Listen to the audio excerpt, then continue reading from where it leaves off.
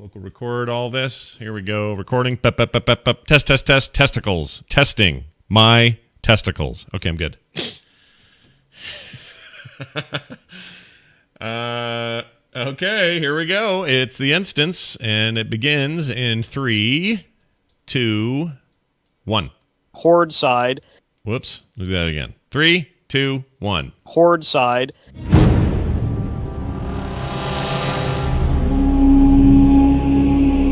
You're listening to The Instance.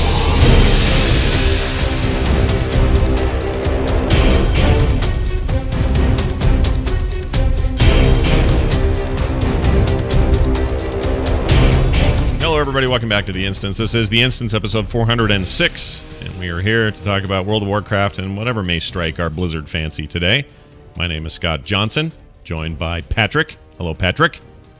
Hello, Scott Johnson. Patrick. How are you on this fine day? I'm fine, Patrick Beja. I got to tell you something real quick here, because we don't plug it enough on this show. I was a guest on your Phileas Club podcast last weekend, and thank you. It was really good. That is always a stimulating experience, but I don't know if people, they may hear us talk about it and go, what the hell's that? I don't know. What world events? That sounds boring. It is not boring. It is super great, and it was a really fun episode to be on, and I just think people should know more about that show. So do check it out, everyone. Thank you. Yes, you can find it at frenchspin.com, and it is really fun and informative. I like to think it's informative as well, but it is fun, actually. Yeah, that's the thing. That might be surprising to people. Yeah, it's not like some Bloomberg report. It's actually, 2 or 3 guests and Patrick who are really passionate people with lives of interest who have things to say about stuff that matters and things that are important. And I don't know, there's a real something going on with that show. So I really like it. People should check it out. As you can tell, we're here and no one else is yet, although Dills was parking a car and should be back soon. We don't know where Terpster is today. I have no idea. I do have to apologize. Probably having to take care of his child or something.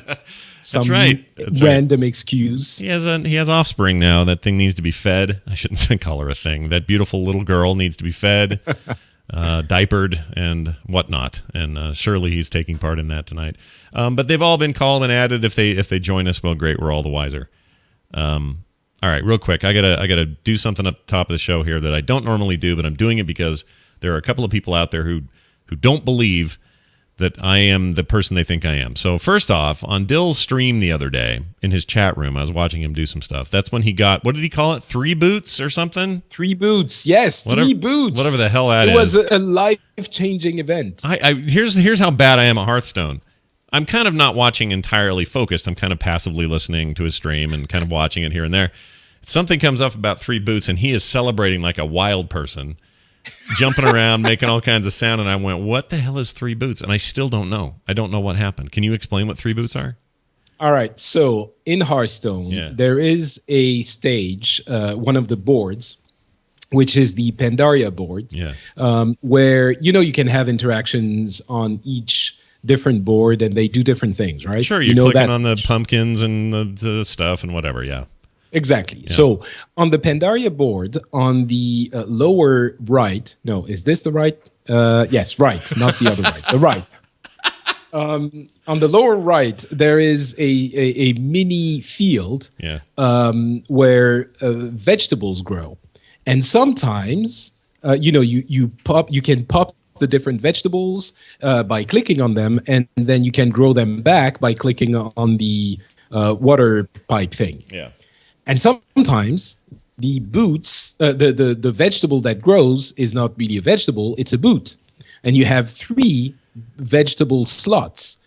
But the RNG for boots is really, really low. What do you get for this, though, other than you just get a thing? You just see boots, and that's your thing? There's nothing else. You don't win anything with this, right? Scott.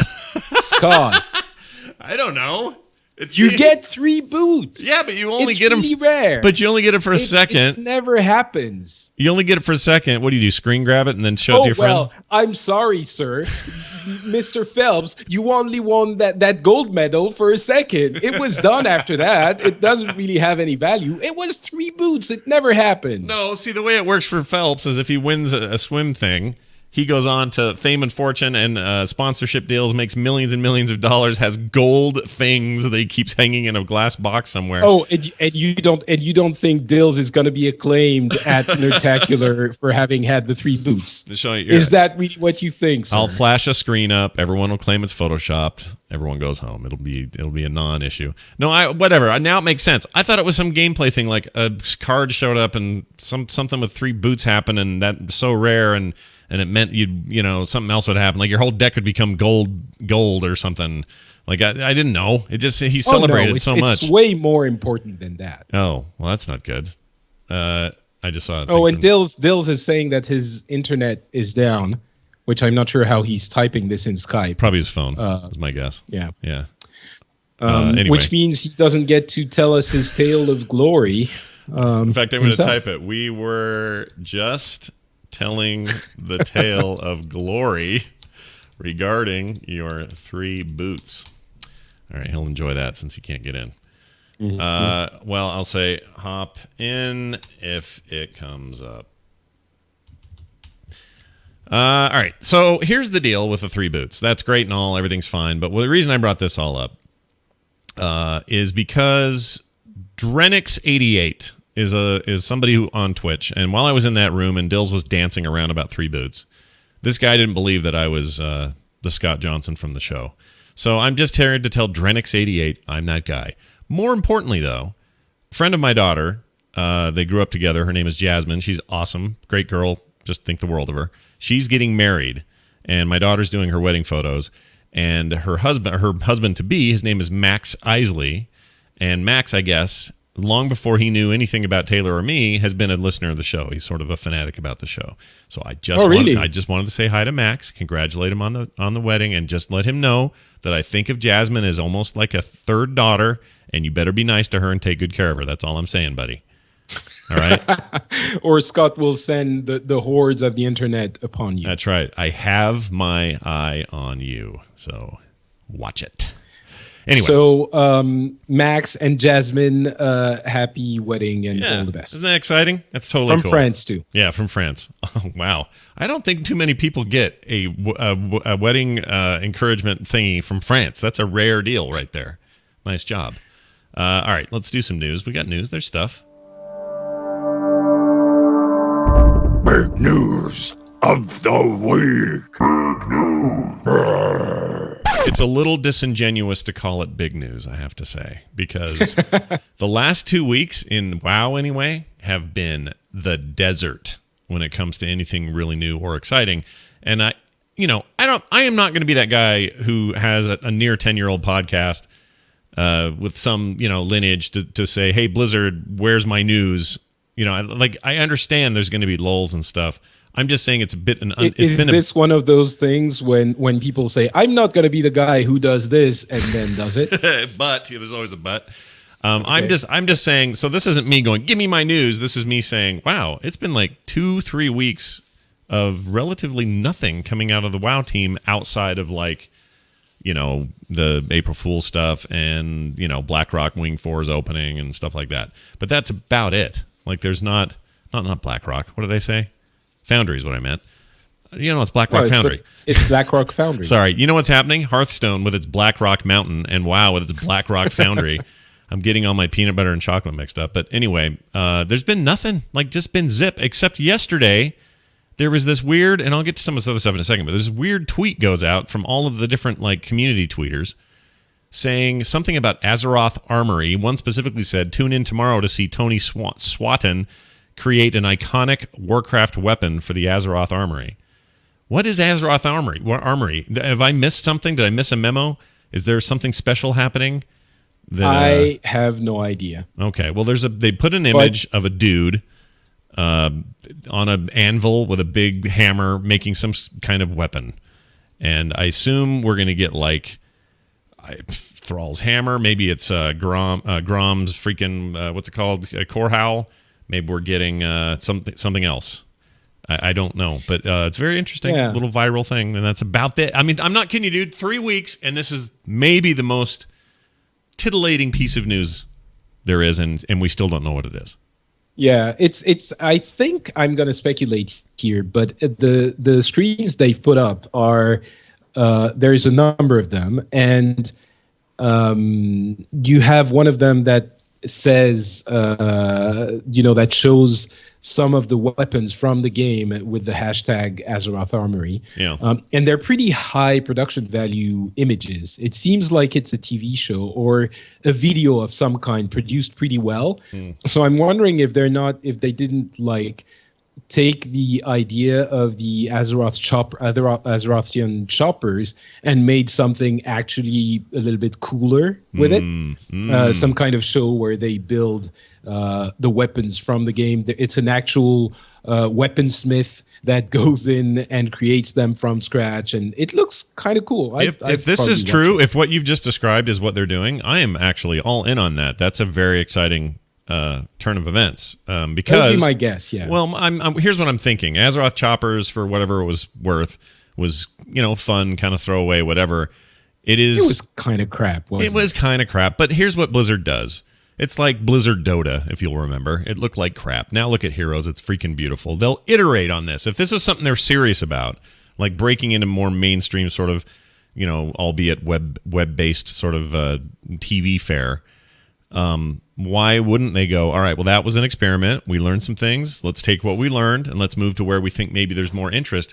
Hey, since real bikes don't really matter to a lot of WoW players, I'm not saying everybody, I know some of you are aficionados, but a lot of us were like, whatever. No, I mean, the bikes were cool. It was just that the show had a disconnect with the audience, the audience of the game. The idea itself was fun. It was just the way it was produced it was produced for that specific kind of TV and that style, that specific kind of TV show. I think the idea had merit, and maybe what they're saying is, I mean, I don't know that this weapon thing is going to be a TV show. It doesn't look like it, certainly. But, yeah, not a series anyway, but yeah. Yeah, it's just, and by the way, that guy is massive. He's a beast. Hulk of a man. Yeah, he's a beast. And maybe they were thinking, you know what, the idea of doing something cool, bringing something from the game in real life is something we really like. Let's make it and not worry about the whole, TV-ness of it. Let's just do this and film it in the proper way, but not have to but not have to follow those rules of excitement, quote unquote, made for TV, and just do it the way we want to. Yeah, if you're not familiar with this guy, his name is Tony Swatton. He's the owner of Sword in the Stone. He's a master blacksmith, weapons maker, designer, and creator of stuff for film, TV, music, and fashion industry. So he's kind of, I guess, a well-known dude. I'd never heard of him, but it looks like Michelle Morrow is doing something with this as well. She was the co-host of the virtual ticket stuff you saw for BlizzCon last year. Took Kat Metzen's place, and she's super nice. I met her in the bar. She was super nice. Anyway, and tiny. My gosh, she's small. And she listens to the show, so Michelle, I apologize if I'm... I shouldn't be calling you small, but for a guy who's 6'4", you were like an elf. It was amazing. Anyway, she's got something to do with this. So she says right here, I might be smashing something tomorrow, this was yesterday, with a famous Warcraft weapon. P.S. It was heavy. So she's involved somehow, so I'm guessing, yes, it does have something to do with video. Swatton said in his own Twitter feed just now, or about 16 minutes ago, only hours away from the release of Azeroth Armory. What do you think we made? So, yeah, it's really, it's actually, I mean, by the time people listen to the show, they're going to know, so. Yeah, I'm trying to look at it. You can't tell what he's working on. No. Oh, but that guy. I think, so which weapon, actually, I don't know if you have ever had there are some weapons that were made as replicas. The Frostmourne was created. There was a limited edition. That thing is freaking heavy. Yeah, heavy and I massive. almost broke my wrist trying to lift it. Like, I was like, ooh, like the Lich King, like with one hand, and you lift it like horizontally. Isn't that why the French are known for foils, right? Those skinny little stupid swords. That's why you guys have those, because your limp wrists. Well, I will give you, a prize if you manage to carry, to lift Frostmourne in the way the Arthas does. Right. It's incredibly heavy. And there was also the Doomhammer, which is really well done as well. Super cool thing. It's super heavy as well, obviously. Well, if which weapon? I think Gorehowl would be topical now. Yeah, I think Gorehowl's probably it. I said Corehowl earlier. I realize that. I do that all the time with that weapon. Yeah, that's timely. So you got to ask yourselves, would it have to be focused on this expansion because I don't know, they want to drive people to play a game, or if there's some other reason why it makes sense to do that, or if they'll go classic and go with Frostmourne or something else. I mean, kind of what I hope is, I feel like we've seen a lot of replicas of these different things. I would like to see like a really well made Gorehowl, like just really well crafted, big, heavy, put that thing on display at BlizzCon version of that. It just so happens that also coincides with the current expansion we're playing, and I think that's fine. I feel like doing Frostmourne is cool, but I feel like we've all kind of been there, done that. Like we might be a little, that's no longer, a Frostmourne replica. I feel like we've seen that.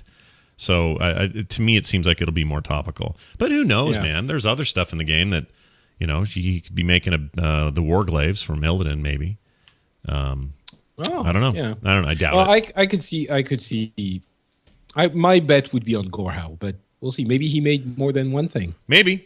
That guy's looks like a genius to me. His room's full of stuff, and Grant Imahara follows him, so that tells you something from the old Mythbusters. So anyway, I'm excited to see what happens. We'll find out in a couple of hours what's going on.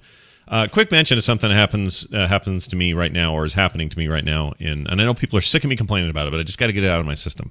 The last 8 or so trips to raid, I've gotten either double gold from using the bonus roll, or a bow I can't use. Now, we did Hans and Franz the other day in Foundry. Beat them. Okay, we're just doing normal.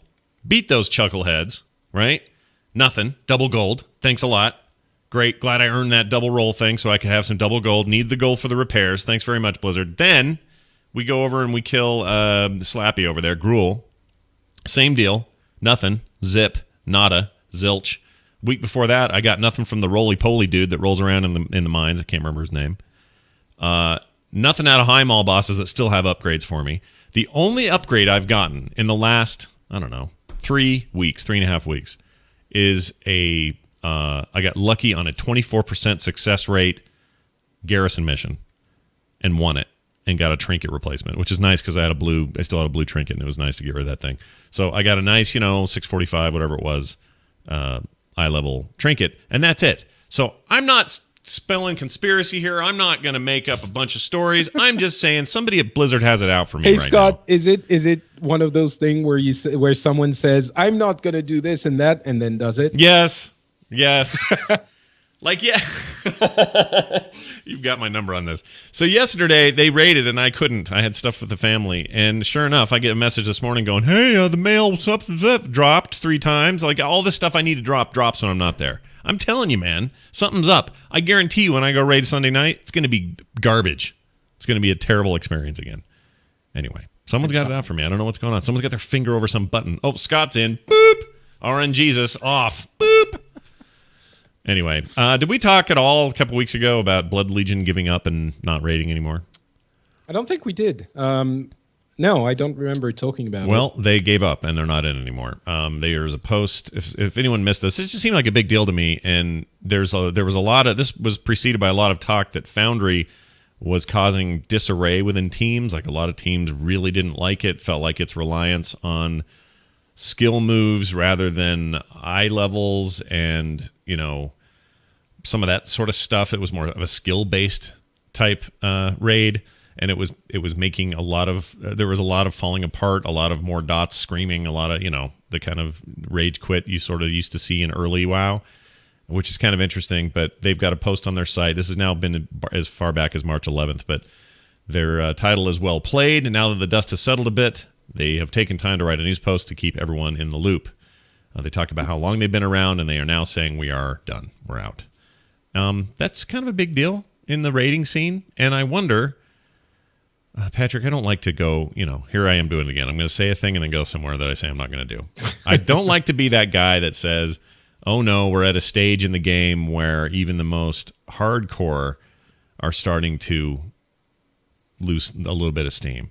But maybe we are, we're nearly, what are we, almost 11 years in this game. A group like Blood Legion, which has a storied, successful, competitive, professional raid scene, to have them just poof and go away seems a little crazy to me. Yeah, I guess there are a couple of things here. First of all, it's their message is kind of heartwarming, and it's not a guild that stopped playing because they imploded somehow or because there was some drama that couldn't be resolved. What they're saying in their messages, at least, is, we've been doing this for 10 years, and in those 10 years, a lot of us have grown up, gotten married, and they have things to do, and they can't follow the very demanding requirements of a competitive guild. The race to world first asks of you that you raid, at least 4 or 5 times a week, and that's not necessarily possible for people who are now in their 30s and have families. So it's in that sense, I think it's a nice end to the thing, because they are stopping because they've grown up and they have families, and they're still very much friends. It seems they have very nice photos of them at BlizzCon. Sure. So it's a clean parting of the ways, because they've just grown up. So I really liked that aspect of it. So you don't think on it's, the other hand, you don't think it spells doom for the way the game is being played right now, or that the fact that they couldn't keep recycling in new players that would take the place of these guys who are growing up and moving on with their lives, and then have fresh blood to, no pun intended. Well, you know what I mean? So I think there's no denying that there is less of a super active competitive scene on raiding. When the game was in its first 5 years, I would say, it was crazy. There were competing guilds on, the same servers. There were certainly, I could have told you the names of more than, 5 guilds that were famous. I don't think I know 5 guilds that are famous now for that. Sure. So it's definitely less active. I think to an extent it is Blizzard's intent in making raiding more accessible. People realize that they don't need to dedicate their lives to raiding anymore. So I guess it doesn't foster that kind of mentality as much. And on the other hand, also what doesn't help is that the kiddies are going to MOBAs more than they are going to MMOs, I'm guessing.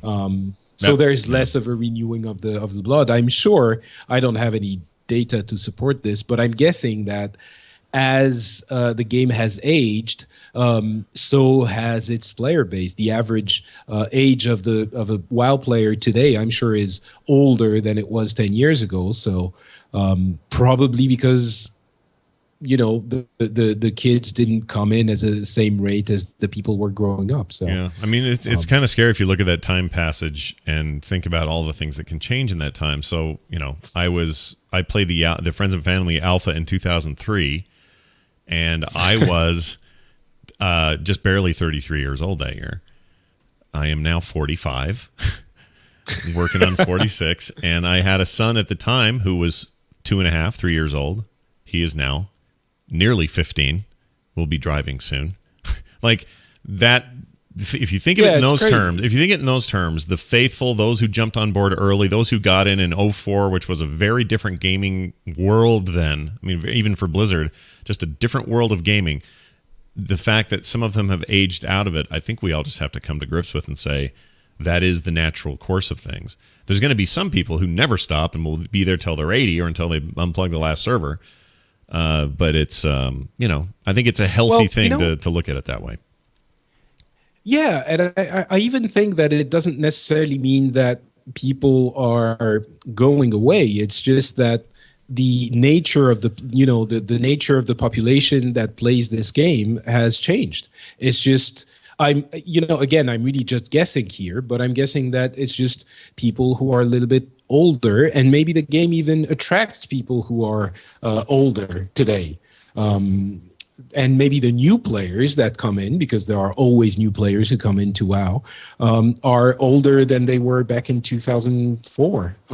Sure. So, and yeah, it is an immense amount of time. I mean, I've been married. I met my wife about 5 years ago. I had been playing WoW for 5 years before I met her.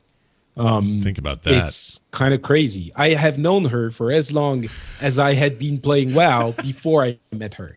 Yeah, in between that, in between that, you worked at Blizzard. Think about that way. That's crazy. I worked at Blizzard for the same time that I had been playing WoW before I worked at Blizzard. It's insane. Yeah. And I worked at Blizzard for a long time. 5 years is not it's a sizable experience. Mm-hmm. So yeah, no, it's weird. Crazy. It's really weird. Here's another weird term to look at it in. When I started playing WoW, I had a 11-year-old daughter. When I look at today, still playing WoW, she's 21 and married. So. It's just life, man. And I guess, Blood Legion maybe is just embracing truth and saying there's no reason. This is an important thing to think about. And this show is even going through some of those transitions, like, different hosts and stuff. That's one thing. But also, the current hosts are the best. Right? Oh, they're the best. The best we've ever had. No, but my point is, like, not so much even that. It's like we're at such a different place now than we were in, say, 2006 when the show started. And it's such a different place that not only are we required to acknowledge what other things Blizzard's up to and maybe how it affects the industry at large, or to have long conversations about why, Nintendo's amiibos have some bearing on what Blizzard does, like we did with that very controversial topic or whatever. These are not topics that were coming up back then. Back then it was all Encourage and freaking Molten Core, and it's all very laser focused specific stuff that were so new and fresh then. It's just a different time. When I was doing my WoW, my French language WoW show, I remember very distinctly going through patch notes, like line by line, and looking at the things that were interesting to talk about in the next show. Yeah. And we would actually discuss the individual changes to a class. That was what our show was about. It's weird, really, and in that sense, I think that WoW has that seminal importance in our gaming culture and for our generation as well. It's that thing that we will keep with us forever, and that's why I think it's never going to die completely. It's never going to go away, because we're always going to have that. Let's say we stop playing for 2 or 3 years, which is a long time. Sure. Then there's another expansion that comes out, and you're like, I just want to go check it out. And it harkens back to a time in your life that you remember fondly, and that was special. So I think it in that sense, it put its stamp on our generation, and that stamp is never going to go away. Yeah, We're always going to be interested in what's happening in that world. It's a permanent tattoo, really, and there's nothing you can do about it. And I think it is healthy to embrace this passage of time and not see it as a negative thing, or the falling apart of guilds that have been together forever as a negative thing per se. And like you said, their message, and I don't know, you can't speak to behind the scenes stuff, but at least on message, it seems like the right thing for them at the right time, I suppose, and I guess good on them for that. And I'm sure they're most of them are going to still be playing. Oh, sure. Just not, racing to world first. Yeah, it's kind of like one of the reasons I think AIE has such staying power and has over the years is because we are really not. There's no end of it that is like go go go go go. Oh my gosh, hurry up, get it. There's where you can burn out. It's all like do what you want, when you want, how you want, and that's sort of kept it together, I think, all these years. The April Fool's stuff came out this week, and it was all fine. Well, whatever. Blizzard's more creative than most, and I hate that day generally. But when they do stuff, I, of course, want to see it. And they're not, pretending to not be having fun with the holiday. They're not trying to fool us, although I'm sure some people always fall for whatever they're showing. But the one interesting thing this year, I thought, was how much in-game stuff there was. Usually it's like, it's a website with a bunch of Photoshop stuff, or a fake article, or some fake patch notes, which there was plenty of this time. But this time they also tended to put stuff in games, like in Heroes of the Storm. Some would say annoyingly. Wasn't it Wasn't it the only one? It was the only one that I know of where you could interact in the game, and that's why it seemed different to me because, first of all, it speaks to their new file system where they can just plug crap in and not worry about patch downloads for certain things. So they patched in or live added or whatever they did, tweaked everyone's head so everyone had big head mode a la kind of NBA Jam of the 90s sort of thing where you can make all your characters have giant heads. So I log into Heroes to play with people, and it doesn't show up right away. You have to get into a match before it shows up, but suddenly everybody's got gargantuan heads for the entire freaking day. And it was funny and fun for probably a minute. And then I was like, gosh, I wish I could turn this off because it kind of annoyed me the rest of the time. But anyway, that was probably it's just for a day. Yeah, and it didn't affect gameplay or anything like that, so it was fine. But as their jokes go, or as their April Fool's efforts go, that was probably my favorite, given the actual in-game nature of it, and it not being so annoying that it put me off of the game. It wasn't like the Plague previous to Lich King's launch, when everybody was mad that they were forced to participate in this world event and get zombified and all that stuff. I don't know if you remember that. That was a big stink. It reminded me of that, though, in that it was an in-game thing that you couldn't turn off. But that wasn't April Fool's. No. That was just standard ass whatever. All but right. You know how people get mad. It's like, oh, you go in there and you mess with my game, and now I'm going to be ticked. And I decided not to be ticked. It was fine. But I will say, just a quick overview. I think Tomb of the Spider Queen and the Sylvanas character release are really, really good. I think that battleground is amazing in that game. I think it's really, really fun. It's fun to also be in an underground place. Everything else is like outside, or you get the feeling there's sky above you. And this one, you are, there are walls on the edge of everything. You are in a tomb, and it has a very almost Diablo kind of feel to it. And Sylvanas is fun. That game's just getting better by the second, and I really like it. Oh, and a note to people: they're going to stop the Founders Pack program real quick here. So if you've not got in yet, and you don't have a beta key, and you still want to, you best get on that, because the Founders Pack thing is going away or ending soon. We don't have a date, but they're not going to let you do like the $39 buy-in to the beta, which probably means out of beta soon. End soon. Yeah. So maybe I'm warning you this prematurely, because maybe you'll save money by just waiting or getting a code in the meantime. And I have some to give away, which I'll do this weekend on the NVIDIA stream. But if you were trying to get into Heroes of the Storm and you wanted to buy in, your chance to do that is ending. So watch for that. All right, do it now. You play a lot of Hearthstone. I know that. I just want to say one thing before we move on to Hearthstone. Yeah. The thing I really like about the April Fools that they did and that they usually do is how much fun they have about themselves. Mm-hmm. I don't know if you read the patch notes for WoW, the fake patch notes, but there are a couple of points that I wanted to point out, and they always do that. They always make fun of themselves and explain to everyone how much they don't take themselves too seriously. Sure. One of them was one of the patch notes for WoW was, we accidentally put the Dance Studio back in the game for a little while, but it's removed again. That was a close one.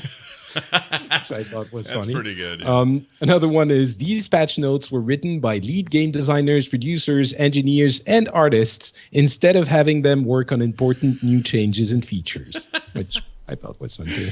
There's a bunch of That's those. a great way to diffuse that. Every year there's that complaint, right? That they're making this April Fool's stuff when they should be working on my game, damn it. And that was a great way to kind of diffuse that and self-efface about it right away. That's good. It's just, the aspect of, the good humor of, let's not, take any of this too seriously. It's just fun. And we realize that sometimes some of the things that get people very angry, we know it's like the Dance Studio. I know it's old, but doing that, putting that note in, I thought was really clever. Wasn't Dance Studio, was that a Lich King or was that a Burning Crusade promise? I'm trying to remember now. I think it was a Lich King. Okay. I think it was a Lich King. Okay. Yeah. And it was even wasn't it on the box? Like you could. No. I don't know. It wasn't on the box. It was one of those features. Maybe it was aerial combat was on the box. It was announced at BlizzCon. Okay. for one of the expansions. I can't remember which one. Yeah. But I'm sure it wasn't on the box. You know, the boxes are produced a couple of months before the game comes out, and by then the beta is far long enough that you know what's going to be. I swear there was something. Chat room, will you guys go and just hunt that down? See if there's a box art promise on any expansion. There's something's ringing a bell to me, and I can't remember what it is. So will you guys hunt that down because we're too lazy? Go look that up. Someone in the chat room, Brick says, when the game comes out, meaning Heroes of the Storm, will it be free to play or will we have to buy a copy? No, it's free to play, dude. The buy-in that you're doing now, that $39 buy-in thing, that's purely for just getting into the beta. It's a financial way to skip the trying to get a key thing and just get right in. So that game is free to play at launch. They've said that a million times. All right. Okay, so Hearthstone, Blackrock Mountain. Did you buy that? Did you play that? Of course. Okay, and of good, course. because I haven't. So what do you think? It's super fun. It's really fun. So for those who don't know, it's a solo adventure. So you go in and have a few fights with different bosses. And the really fun aspect of it is that they can break all the rules with those adventures. They can do really crazy stuff. So it's, first of all, you have Nefarian and Ragnaros arguing before you even get in the fights. So, they're having like this silly, stop invading my freaking mountain, and, that kind of thing. Sure. It's just silly fun. And then in the first wing, each wing opens, there's a wing that opens every week. So in the first wing, you have different fights from those old dungeons. The first one is Blackrock Depths, and the first fight is the Grim Guzzler. So you fight Corn Direbrew. You remember that bar where you would get rushed by tons of dwarves if you weren't careful, and they reproduce that mechanic really well. I'm not going to spend too much time on that fight though, because the next one is the Dark Iron Arena, and the way it works is that the boss you're fighting has a power that his hero power is the ability. Oh, it's Jeering Crowd. Yeah. And okay, no, just a second. Sorry, I can't remember. Right, his hero power costs 0 mana, and it immediately summons a creature from the deck onto the board. So what it does is that he has a ton of legendary minions in his deck, and it also summons a minion from your deck on the board. So basically you can create these ridiculous decks where you have all of these super powerful minions or super expensive mana-wise minions, and you put them in your deck and they get summoned immediately. So you end up having a deck with like 5 legendaries, 9 mana minions after 5 turns. It's ridiculous. It's super fun. And the last fight is with Emperor Thorisan, who his hero power is deal 30 damage to the enemy character. So obviously it's an instant kill. However, he has his wife, who is a 1 attack 3 life minion, is on the board, and she prevents him from using his hero power. So you have to be really careful when you're playing against him to not kill his wife, because if she dies, then he starts using the hero power. Wow. So, and obviously, and you die immediately. So it changes, it throws all the rules up in the air, and you have to, it creates this really fun experience of playing the game with the same precepts, but in a different way. Sure, So and in a way that doesn't affect balance and screw up multiplayer, which is really what those adventures exactly. are for. Yeah, that's cool. And you were laughing as I was. No, I'm laughing as you called him the Iron Arena. I like that a lot. It sounded like an Apple Arena, some sort of product. No, that's. I'm glad. Look, I've come to a conclusion. I've told you this already. I suck at that game, and I guess I'm just not that interested anymore. I'm interested in it from a competitive, like I want to see people win, I want to all that, but I don't know. I play it and go, it could be Thrall taking down your tower right now while the seeds are being exposed or whatever. I can do something else than this where I'm just losing constantly, and maybe things will turn for me. Maybe when Dills shows up and teaches you how to play on your NVIDIA stream, you'll have some kind of clicking in your mind and understand why. Well, that's the plan. He's going to come and on maybe there. not. Yeah. It's fine. If you don't, not everyone has to love all the games. Right. He's going to come on tomorrow and on the NVIDIA stream at twitch.tv/NVIDIA. Yeah, tomorrow night. And he'll be there for the second hour. We're going to just go through like some good basic deck tactics stuff and just get raw with it, man. That's the plan. And we'll see how that goes for me. I'm not holding out a lot of hope for my abilities, but anyway, he is willing. Forward to hearing your impressions on the next instance. Surely I will. Someone made a nice Garrison Management app. They didn't really make it, but it's a concept that they hope gets made. So there's a lot of talk about this, right? Like, give us a thing or whatever. And they've essentially said, well, let's just integrate it into the Armory app. And they're kind of looking at it very logically, saying, all right, we'll take the Armory app and then just add the following features to it. He went and made a bunch of screenshots of what it might look like. You click on, for example, Garrison. It would tell you who's out and doing what, who's back, what missions are available. I mean, all the kind of interface stuff that you're already sort of used to, maybe even with some mods in the game. I think some of these look very interpreted by those mods to me. But anyway, it's a perfectly sensible UI. It looks like it would totally work on Android and iOS as an interface, touchscreen interface. And I would... I don't know. I kind of hope one day Blizzard might be interested in doing this, because I got to admit, lately my WoW time has been raid and Garrison checking, and that's about it. I'm doing LFR when I've got time, but it's mostly like, oh, my guys are back, go get my shit, or it's raid night. Those are my two things I do in the game. It'd be nice if one of those I could do from my bed or from the road or somewhere else, and not have to log into the game to do it. I know they want me to log into the game to do it. I understand that. We've been over this. I know Blizzard wants bodies in the game. I get it. But at some point, you got to make that mobile. That's all I'm saying. Do you agree? I mean, I know. There's a lot of talk about this, but I don't know. Some people just say, when I say that, they're like, well, whatever. Why don't you just, who cares? It's not that important. Why would they worry about this? There's no money to be made in it for them. Do you agree with that? Blizzard will probably never do this. Yeah, I think it's not so much about there's no money to be made. I think there are other things that they would rather spend their resources on. The app mock-up is good enough. It's very, smartphone from 7 years ago design, but that's what the Armory is, I suppose. The Armory is pretty But the old. thing is, it's not like. So first of all, it's not like the design is making me go like, oh my god, I never thought that would be possible. Right. It's pretty much what you imagine it would be if that's what you were doing.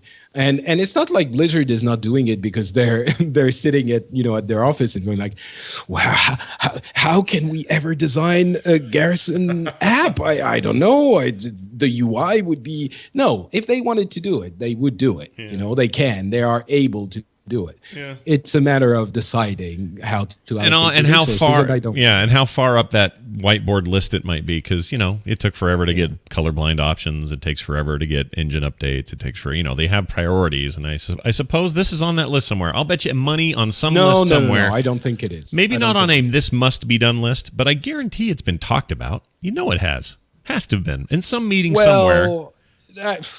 No, honestly, I don't think. I think maybe someone mentioned, hey, should we do another app for something at some point? And then they were like, nah.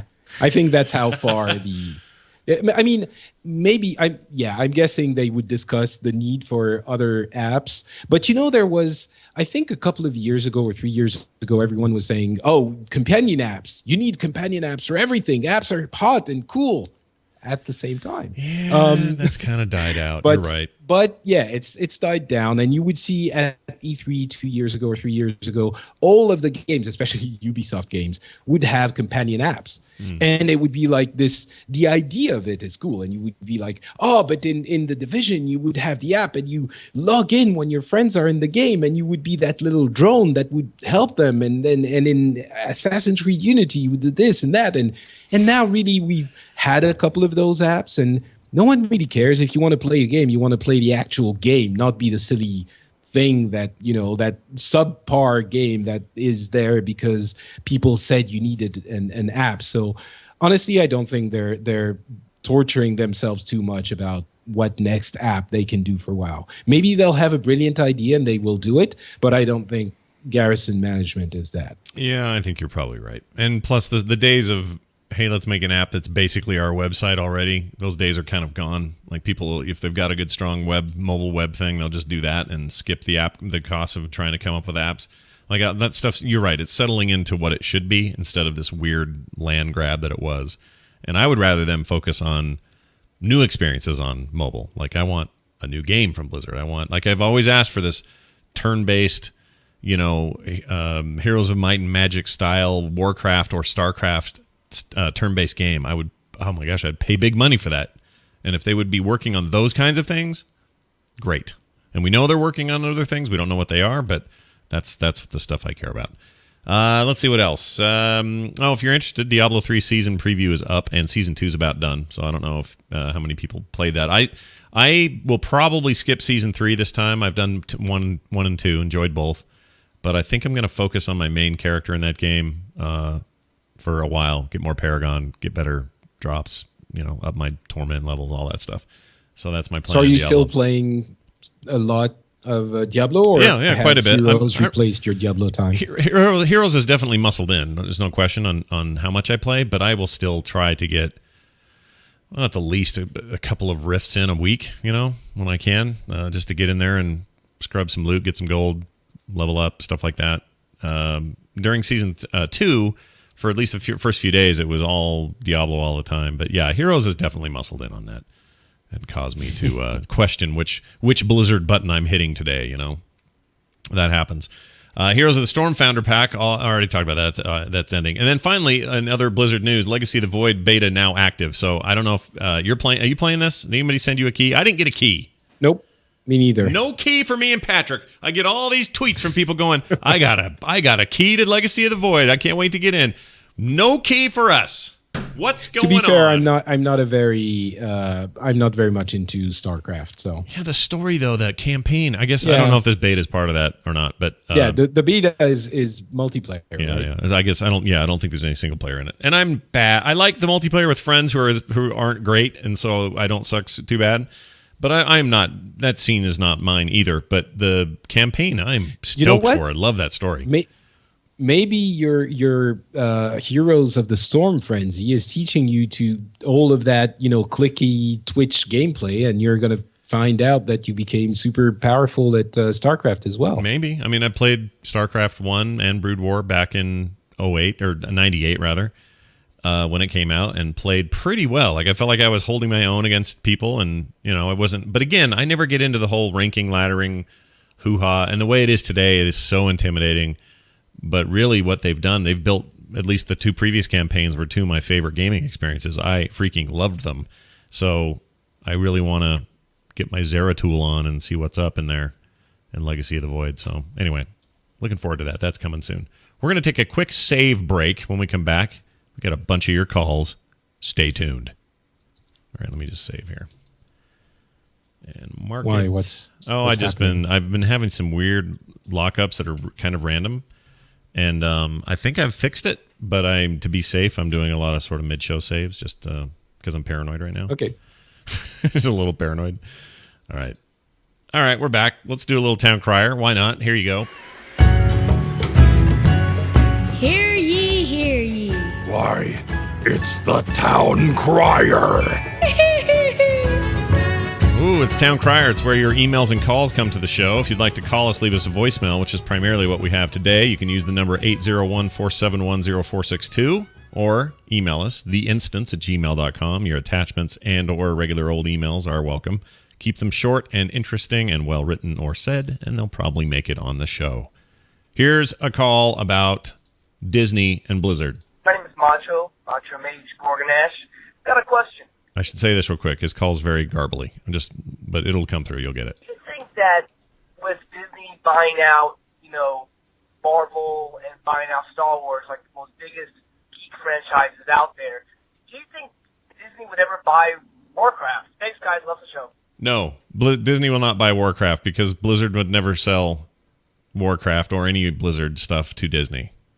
Well, I think right? Activision. Well, no, of course. Blizzard would never sell anything to anyone if they could. And Activision would never sell Blizzard, I don't think. I mean, Activision Blizzard wouldn't separate from Blizzard. Right.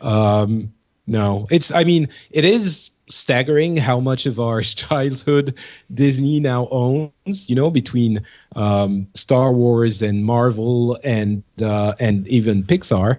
But I think Warcraft and Blizzard are safe where they are. I think in the next, so I'll give this concession. In the next 15 to 20 years, absolutely not. There's nothing that makes sense about what he's asking. Oh, well, yeah. But in the next 50, 60 years, things change. Stuff gets weird. You never know. Like if you go back just to the mid 80s and said to me, one day Disney will buy Marvel or Disney will own Star Wars, I would have laughed you out of the room because that's ridiculous sounding. But that, like we can see, those things change. The problem is those things usually only change when somebody is in a position of prominent power and in a position of truly being able to purchase that thing, and the other party is either disinterested or in dire trouble. In the case of Marvel, they were in trouble. In the case of were they in trouble? Not in trouble, but they were not the thing. They were out of trouble. I think when Disney bought them, they were out of trouble, if I'm not mistaken. What got them in trouble? What got them out of trouble was their deal with Sony and Spider-Man, right? That got them out of trouble because it paid them huge money.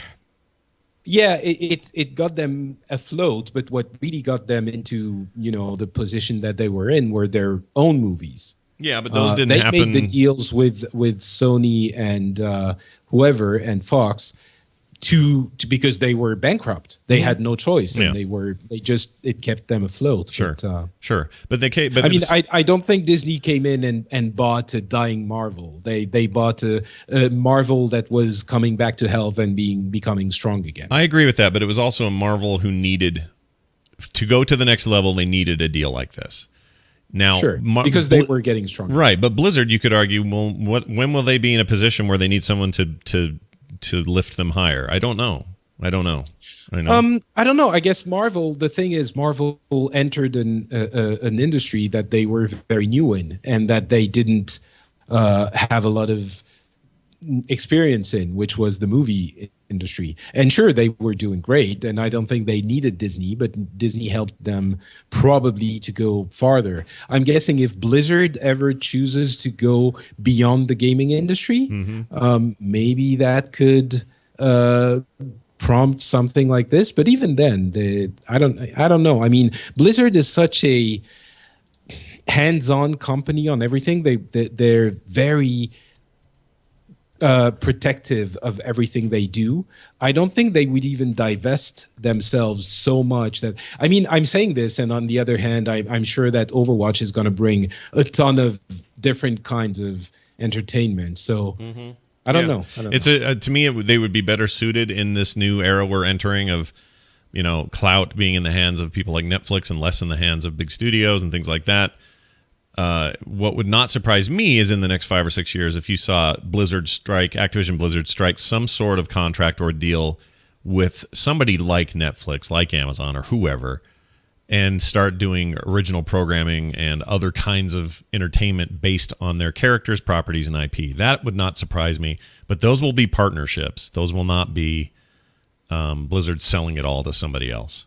They will retain maybe in the way stuff. that Kirkman and Skybound do it for The Walking Dead. I could see that happening because once the movie comes out, I guess a couple of things happen. Either it is an okay movie that does okay, and maybe a second one comes out, but maybe not. Yeah.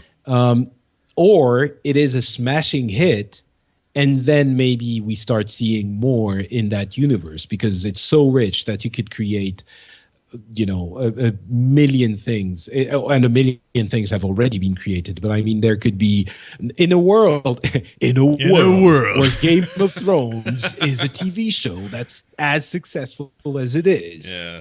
Yeah, it's a good point. Oh Okay, my so God, the I'm chat. killing my throat. Yeah, don't do that to yourself. Bright Totem in the chat room makes a very good point. It says you're talking about whether Blizzard will choose to go more into the entertainment business, but they already are with the Warcraft movie. He's totally right. I mean, this is the beginning of that. This is them doing that very thing. They're not. This isn't Warcraft being owned by who's the studio? I forget. Not Paramount. Legendary Pictures. This isn't them owning it. This is a deal between the two, and this means. But they're very involved. Of course. And I mean, I guess that's what I was saying. If the movie does well, we could absolutely see TV shows and more, and maybe partnerships for Overwatch and other things. It could happen. I guess the movie is a good test case for this. Yeah, well, I guess we'll find out. All right, we got a call here about monks and new classes as a problem in general. Hey, Instant Screw. This is Nate from Illinois. Caller just called in and asked about if they think there will be a new class or a new race. Do you all think that since all the things that we've seen with the monk, how they're the lowest played class by a decent margin, that has any effect on Blizzard's thinking of, well, do you want to do a new class or not? And do you feel like that makes them lean more towards let's just do a race, since that has little impact on the game, well, at least much more smaller than a class does. So just wanted to know your thoughts. Love the show. Proud patron. Keep it up. Bye. Thanks, Nate. I feel very strongly that we may be done with the new classes in this game for at least a while. Technically, if they hold to the pattern, this next expansion would have a new class, at least one. But I'm not sure they're going to hold to that pattern. And I agree with him. It's easier to put out new races than it is new classes. Not so much that it's not so much that it's easier per se. It's that I feel like new classes get short shrift. I feel like players don't give them the same, respect or the desire to play them as they do the traditional starting classes. And I feel like Death Knights and Monks are emblematic of this because you just don't see very many of them. They're more loyal to those original stalwart classes. I don't know why I have that feeling, but maybe it's just a feeling. Yeah, no, I don't think you see less Death Knights. I think I see a ton of Death Knights. But maybe monks. I mean, I have a level 90 monk, which I loved playing during Pandaria. But I could see the next expansion not having a new class, but I would be very surprised if we didn't see one at least in the expansion after that. And we discussed it on the last episode. It becomes a problem of keeping each class very unique in its gameplay, and I'm guessing that some of the issues with the monk is the fact that it maybe the balance isn't right. I don't think there are so few monks created. Maybe the balance isn't quite right in this expansion cycle for the monk. Honestly, I don't really know, so I don't want to say definitively. But sure. There could be things that would make it fun to have a new class and would motivate player to play that as well. For example, we haven't had a heroic class since the Death Knight. Maybe the next class could start at level 100 immediately. That would fit in with that mechanic of getting people to play from the new expansions level from the get-go.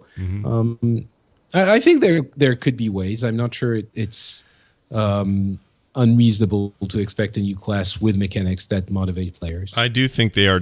I will say this, and I'm willing to bet money on this. We're done with hero classes. I don't think they ever go the Death Knight route again, where they, the way that they did Death Knights and then calling it a hero class as if it's somehow different or better than the others. I don't think they do that anymore. Well, they started at what was it, 50? 54 or whatever it was, something like that, in the 50s. And that's whatever. I guess that's basically now we could look at that as a boosted character. But Yeah, exactly. I guess that was all. Yeah, you're right. I mean, that was all just how they spun it. It wasn't really any different. It's basically a boosted character, but the way they spun it was, it's a hero character that starts way later, and he's more powerful. And they were really OP until you got to endgame back then.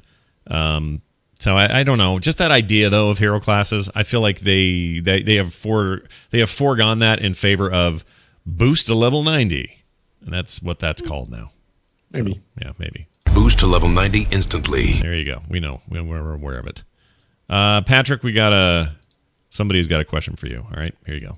Okay. This is Kujalain of Silverhand calling in. I got a question for you guys. Well, two questions. One, I've managed to pick up GURPS Arrow and Turfster's Shield so far, so of course I still need Dill's leggings, but when is Patrick getting his item?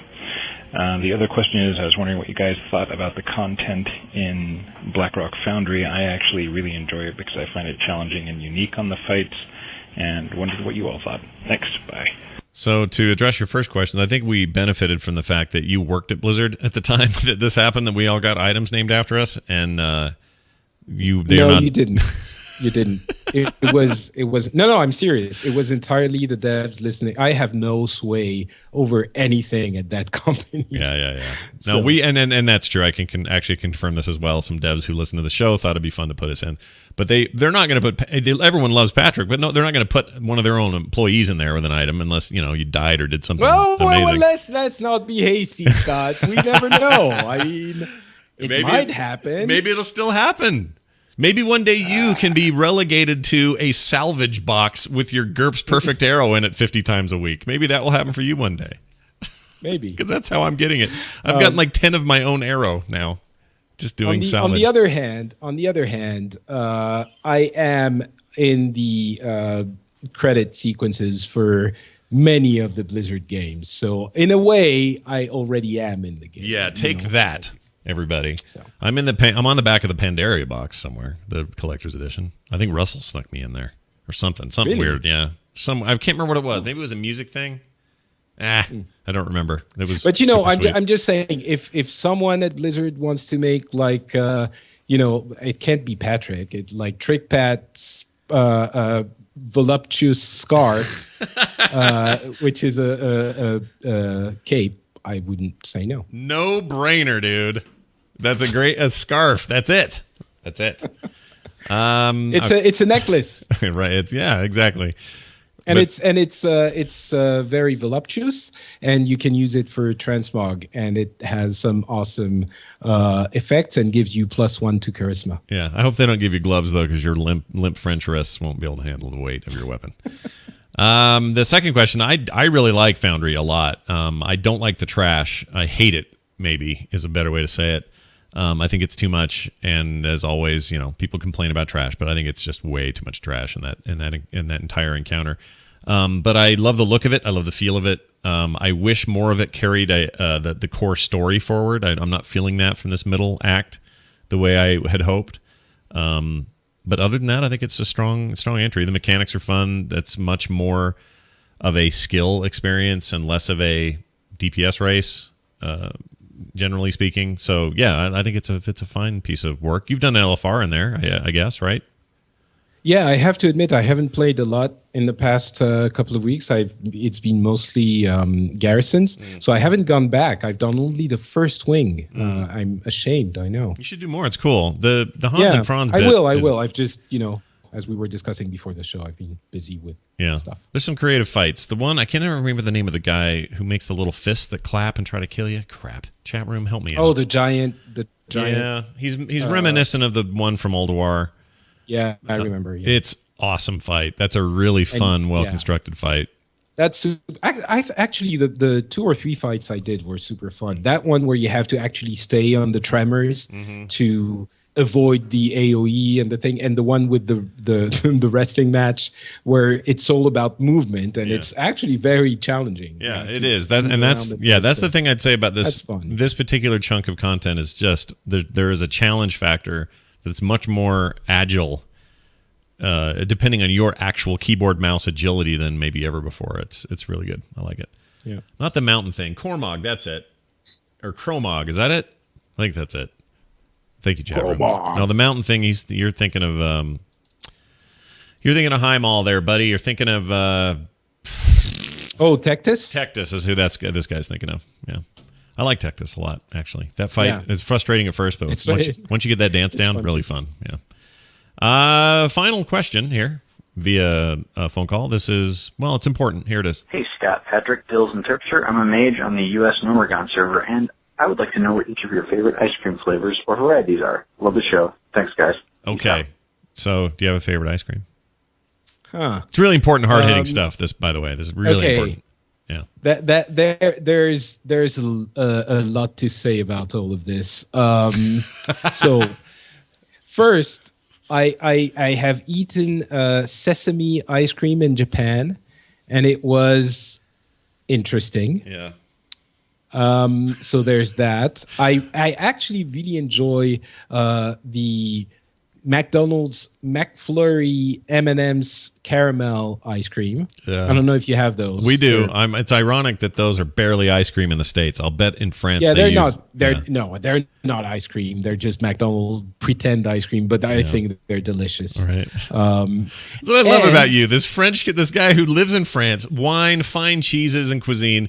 When he comes to America, it's nachos and McFlurries. It's amazing to me that you love those things. Well, when you come to France, you're gonna have to eat the cheese and drink the wine. So all right. you could when in Rome, do as the Americans do. I see. And I also, just for the sake of clarification, I also do enjoy the smelly cheeses and occasionally some wine and the fine French cuisine that we have here. So keep your email, people. And lastly, I think Ben and Jerry's. The one with the peanut butter cup things. I think it's peanut butter cup. Yeah, but the name of it is crap. Peanut. Well, the Ben and Jerry's one with the peanut butter cups is to die for. That's my favorite. Oh, you're right. Peanut butter cup ice cream. That's what it's called. Yeah. That is really good. You're right. I want to eat ice cream now. So let me tell you my answer. My favorite kinds of ice creams are anything chocolate and then plus something else, like anything with like double chocolate or kind of like chocolate with chocolate chips in it, chocolate with chocolate swirly things in it. Any of that I'm all in on that. I just love chocolate ice cream. However, I gave up dairy in early 2013, and I have yet to drink any milk or have any ice cream. And it wasn't for any health reasons. It was it's preventative. It's to lose weight. I did it to cut dairy out of my diet, which turns out is a major fat thing for me. And so that's how I lost my 50 pounds, or a big part of it was cutting out dairy. So I don't even eat ice cream anymore. I will tell you, though, every time I see it brought out or scooped or something, I am sorely tempted to indulge, but I don't. I actually did that when I had my food intolerances thing figured out. Yeah. I couldn't eat gluten or milk products or a bunch of other things. So for a couple of years, I actually didn't eat ice cream as well. Yeah. And I have to say, ice cream is so good. Are you glad now?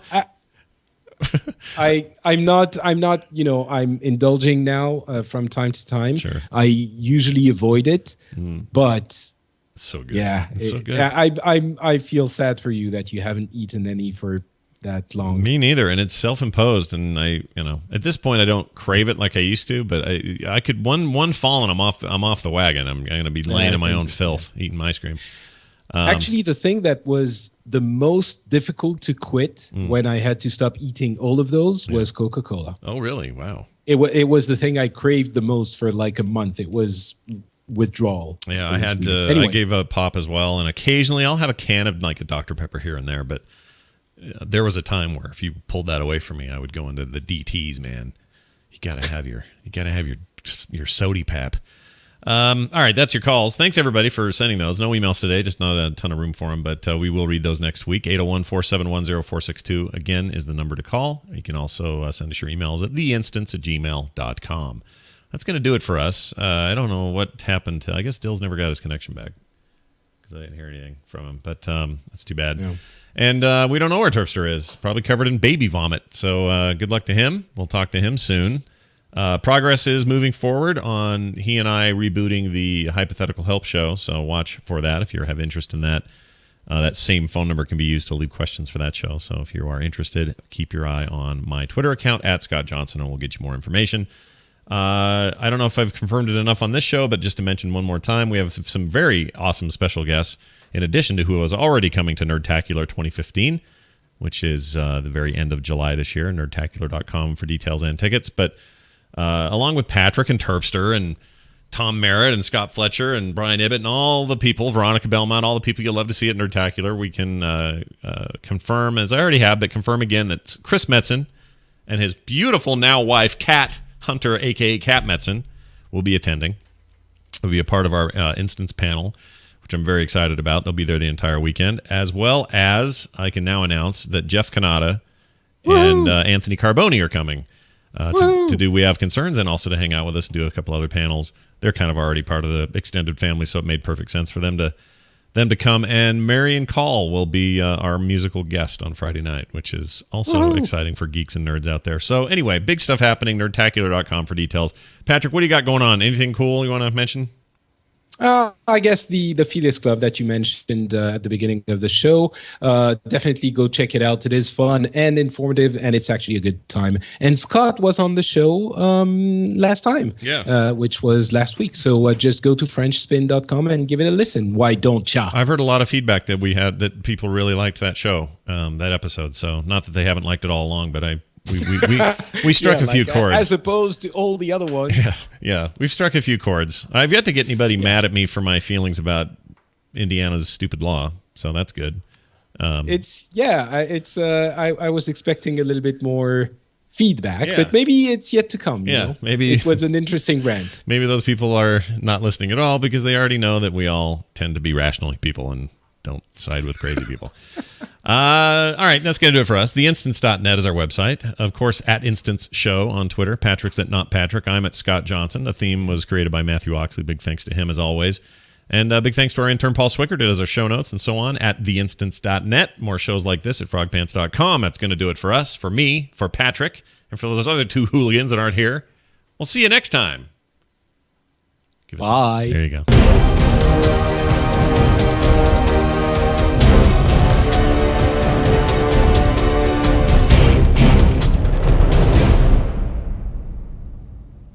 Well done, everyone. Well done, Patrick. Thank you. Yes, I enjoy being referred to in plural. Yeah, right. That's always a good thing, unless you're Dr. Jekyll or Mr. Hyde, I suppose. Good show, though, man. That was loads of fun. I enjoyed it. So despite the fact, literally the most dry 2 weeks in WoW news history. Without a question. I've been doing this for 10 years almost, and I've never seen it this dry. I don't know what's going on. I don't think it's going to be more active next week with the holiday and everything. No, that's right. Wait, is that next? When is the holiday? Well, this week it's Easter. It's Easter Monday next. Oh, good point. So that's true. There'll be a little bit of slowdown, but it's still weirdly unprecedented. I think. Yeah, whatever. We managed to make it into. That's what we do. We entertain. Do we not entertain? Content out of thin air. Are you not entertained? All right. Well, have a fun rest of your evening, and let's talk soon. You too. Stay out of trouble. See you soon. Bye. Oh, hold on. Hey, okay. All right. Slow down there, music. Thank you all for being here. It is always fun to hang out with you.